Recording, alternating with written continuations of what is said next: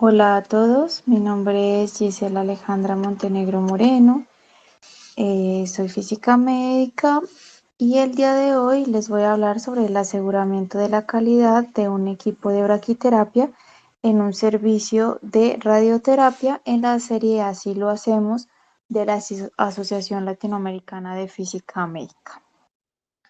Bueno, los colaboradores de este trabajo son el físico médico Diego Mauricio Orejuela y la doctora María Cristina Plazas. El trabajo fue apoyado y desarrollado en el Hospital Universitario del Valle, Evaristo García, un hospital público de mediana y alta complejidad ubicado en el suroccidente colombiano, que cuenta con un amplio servicio de radioterapia. Actualmente tiene dos aceleradores lineales, un RINAC X y un acelerador TrueBeam, y por supuesto el equipo Bravos con el cual se va a desarrollar este trabajo. La literatura en la cual se basa este documento son recomendaciones por la Organización Internacional de Energía Atómica, la Sociedad Española de Física Médica. También se va a tener en cuenta el manual de usuario del equipo Bravos. El objetivo principal de este trabajo es explicar el flujo de trabajo establecido para el aseguramiento de la calidad del equipo de braquiterapia del servicio de radioterapia de un hospital público de mediana y alta complejidad en el suroccidente colombiano. Vamos a necesitar de un equipo de braquiterapia. En nuestro caso contamos con el equipo Bravos de la marca Varian, una cámara de pozo, un electrómetro, un tubo de transferencia y un acelerador lineal que ya voy a explicar para qué lo vamos a usar. El personal involucrado es el físico médico y las condiciones de seguridad y cuidado que debemos tener en cuenta, los controles de calidad tanto del equipo de braquiterapia como de radioterapia, y verificar que cuando empecemos con los controles de calidad del equipo de braquiterapia, la fuente se encuentre en el contenedor blindado del equipo antes de ingresar al búnker. Para la metodología, antes simplemente mencionar que la radioterapia y la braquiterapia son dos técnicas en las cuales hacemos uso de radiación ionizante. Sin embargo, en la radioterapia es la técnica en la cual dirigimos rayos X a las células tumorales de manera externa, mientras que en la braquiterapia se hace uso de una fuente radioactiva que se ubica dentro de un aplicador. En braquiterapia contamos con una fuente de iridio 192 que está contenida en el equipo Bravos de la marca Varian. El servicio de braquiterapia abarca consigo una serie de etapas desde el ingreso del paciente hasta la aplicación del tratamiento. Todo lo que involucra el proceso se debe regir por un sistema de control de calidad para así evitar irradiación innecesaria, tanto para el paciente como para el personal ocupacionalmente expuesto, y así garantizar un mejor tratamiento. Es por ello que el personal se debe afrontar a tomar decisiones respecto a la metodología y protocolos que se deben adoptar, considerando la variabilidad en las características de los dispositivos de braquiterapia con los que cuenta cada centro. Esto con el fin de establecer unos protocolos propios que se adapten a lo que nosotros tenemos, para así tener información de cuando hay un fallo. Es por ello que para este trabajo, para garantizar esa calidad, nosotros vamos a dividir el trabajo en dos partes. La primera, las pruebas diarias que se realizan en el equipo, y segundo, las pruebas que se realizan cuando hay cada cambio de fuente, ya que el iridio 192 tiene un periodo de desintegración corto y hay que hacer un cambio de fuente aproximadamente cada 4 meses. En cuanto a las pruebas diarias, según las recomendaciones internacionales, debemos verificar el equipo de respuesta a emergencia, los mecanismos de interrupción de tratamiento, el dispositivo CAMScale, que nosotros lo usamos para medir la prueba de posicionamiento y la prueba de obstrucción, los sistemas de visualización e intercomunicación, que son los monitores que están fuera del búnker, las cámaras por las cuales podemos visualizar al paciente cuando ya está en tratamiento y el intercomunicador con el cual podemos hablarle a la paciente en tal caso de una emergencia, si ella se mueve o lo que sea, podemos tener una comunicación constante. El software de control, los indicadores luminosos de exposición a la fuente radiactiva. Estos son los principales ítems que debemos tener en cuenta antes de comenzar cualquier tipo de tratamiento. Garantizar principalmente las paradas de emergencia. En este caso, lo que nosotros hacemos en nuestro servicio es que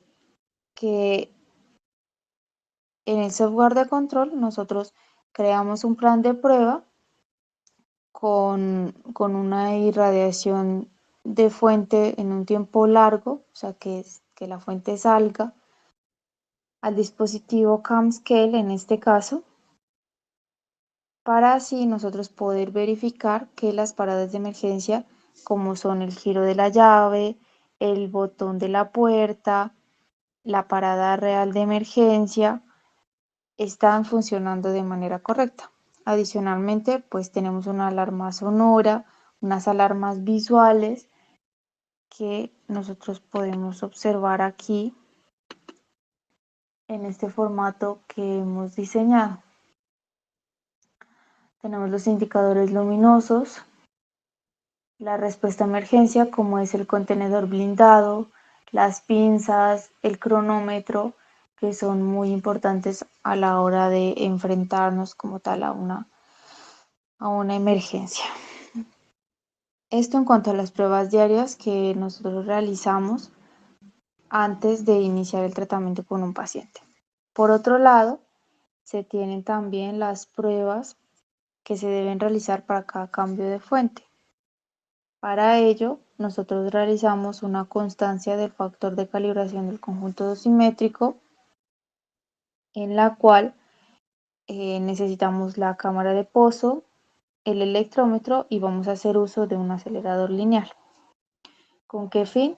Con el fin de garantizar que nuestra cámara de pozo o de exponer nuestra cámara de pozo a otra fuente de radiación, como son los rayos X del acelerador, para así verificar la constancia, ya que esto se hace principalmente porque debemos garantizar una estabilidad en la cámara de pozo para poder realizar las mediciones ya como tal con la fuente de braquiterapia.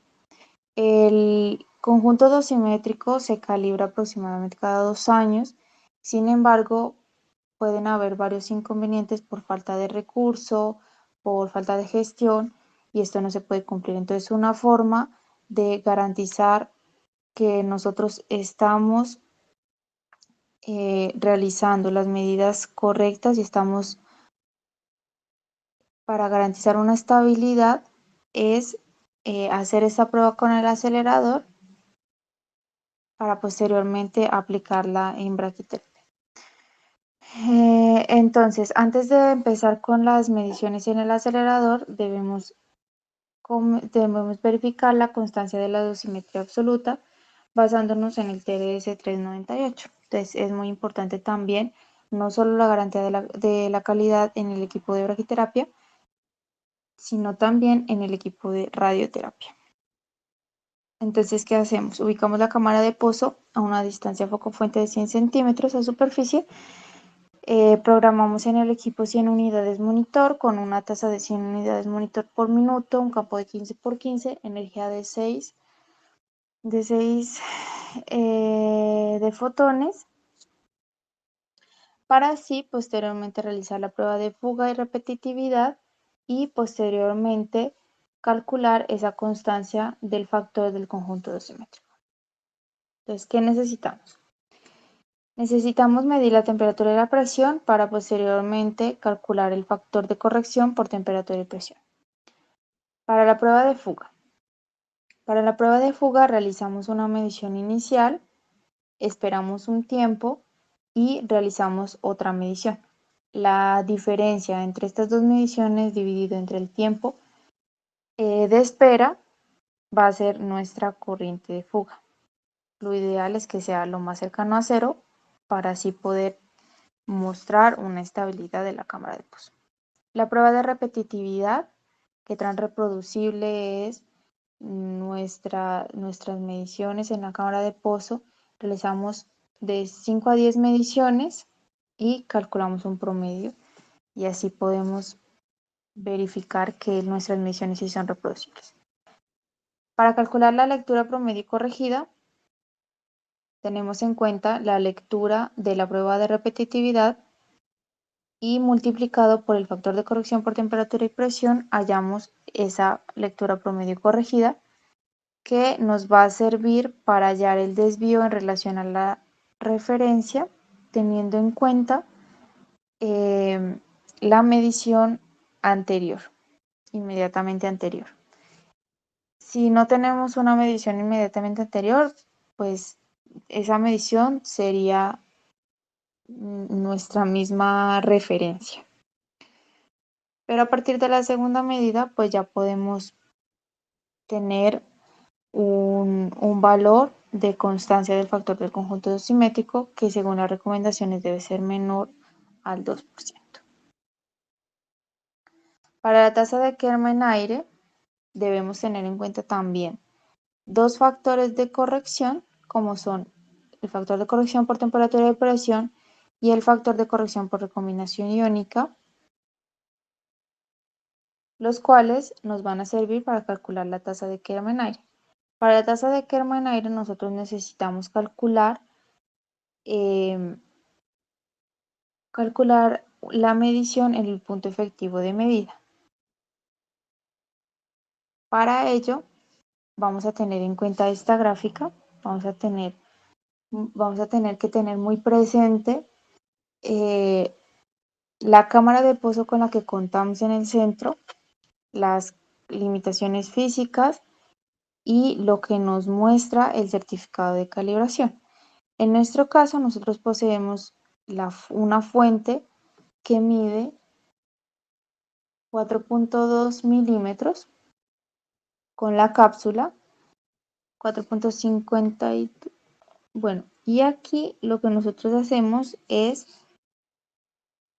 para calcular el punto efectivo de medida, nosotros tenemos unos valores que ya vienen dados por el certificado de calibración y teniendo en cuenta esto, nosotros tenemos que el punto más bajo de la fuente o el punto teórico efectivo para este caso es 145.1 centímetros en este caso. Cabe recordar que para el factor de recombinación iónica también se debe tener un promedio de datos, 5 medidas, a diferentes corrientes a 300 y a 150 voltios por lo general. En cuanto a los resultados, tenemos que para las pruebas diarias nosotros realizamos 49 registros que en aproximadamente 2 meses. Estas pruebas diarias se realizaron antes de iniciar un tratamiento y se categorizaron como aprobado con 23 pruebas aceptadas de las 24 posibles. ¿Esto de dónde sale? Si ustedes recuerdan el formato que les indiqué anteriormente, ese formato cuenta con 24 pruebas que consisten en las paradas de emergencia, los indicadores luminosos, el sistema de intercomunicación, el dispositivo CAMScale, el software de control. Entonces, para calcular la división entre cuando no vamos a aceptar y cuando aceptamos un registro, nosotros lo que hacemos es que calculamos esta relación, pruebas aprobadas menos pruebas no aprobadas, dividido entre pruebas aprobadas más pruebas aprobadas por 100. Según esto, por criterio de física médica, nosotros determinamos que si cumple 23 de 24 pruebas, el registro sería aceptado. Si cumple menos, sería no aceptado. Ahora bien, ¿en qué consistieron esas pruebas fallidas? Esas pruebas fallidas se refieren específicamente a la verificación de la posición, es decir, la posición estuvo 1 milímetro por encima de la posición de referencia. Aquí cabe resaltar que la resolución de la regla del software de control del dispositivo CAMScale es 0.5 milímetros, es decir, es un valor muy pequeño y se mide en posiciones predeterminadas como son a 90, 120 y a 150 centímetros. Con ello, simplemente el software de control nos permite hacer una calibración de la posición y continuar con el tratamiento. Si el valor está por encima de 2 milímetros, ya no nos permite continuar con el tratamiento, sino que debemos reportar al ingeniero inmediatamente encargado del proveedor.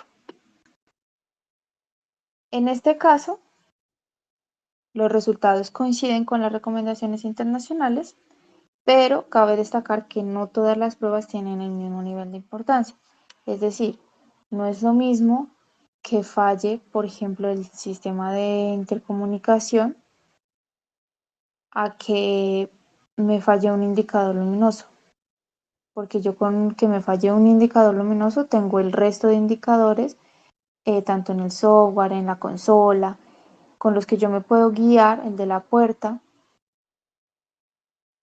pero sin embargo, si me falla las cámaras, por ejemplo, yo debo parar el tratamiento porque no voy a saber qué pasa internamente con la paciente. Cuando hay cambio de fuente en cuanto a la constancia del factor de calibración del conjunto dosimétrico, calculando la temperatura y presión, podemos notar que los factores de corrección por temperatura y presión fueron similares en ambos cambios de fuente.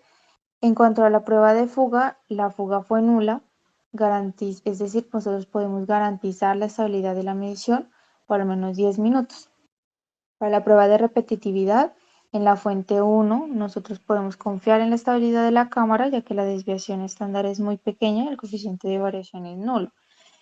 Para la segunda fuente tuvimos una desviación ligeramente más alta, es decir, hubo mayor dispersión con respecto al valor de la media, atribuible a falta de calentamiento o a cambios en las condiciones de referencia.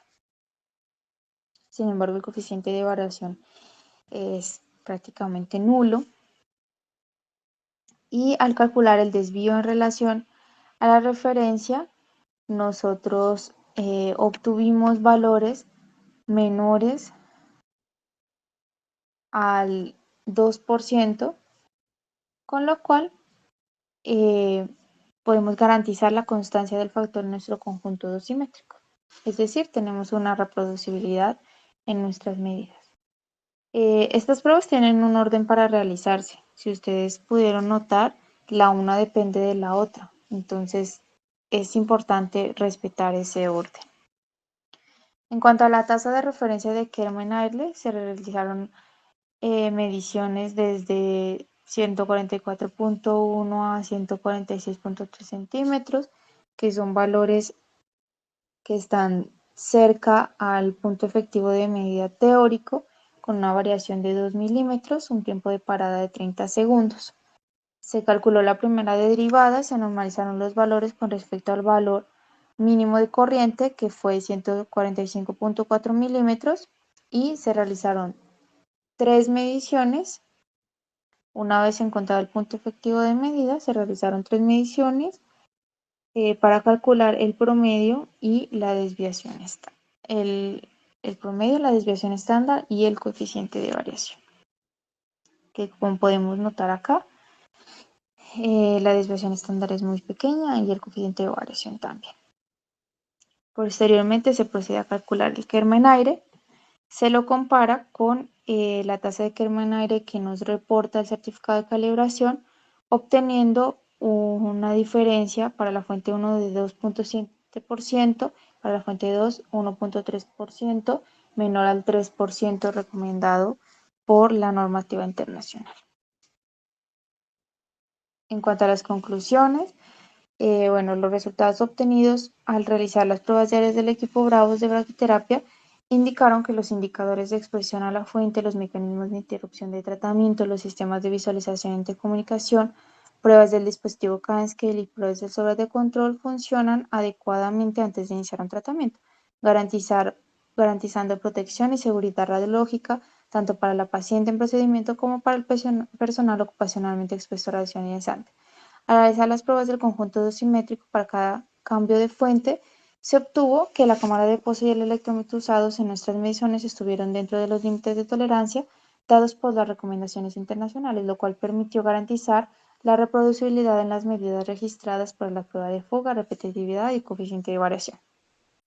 La posición del punto efectivo de medición mostró concordancia en las dos curvas obtenidas para cada cambio de fuente y al comparar los valores obtenidos con el certificado de calibración, se observó una diferencia dentro de los límites de tolerancia propuesta por el laboratorio de calibración secundaria. Bueno, esto es todo en cuanto al proceso que nosotros realizamos. Es muy importante estarse informando siempre de la nueva literatura que va saliendo. Y bueno, aquí tenemos algunas referencias bibliográficas, eh, las redes y muchas gracias.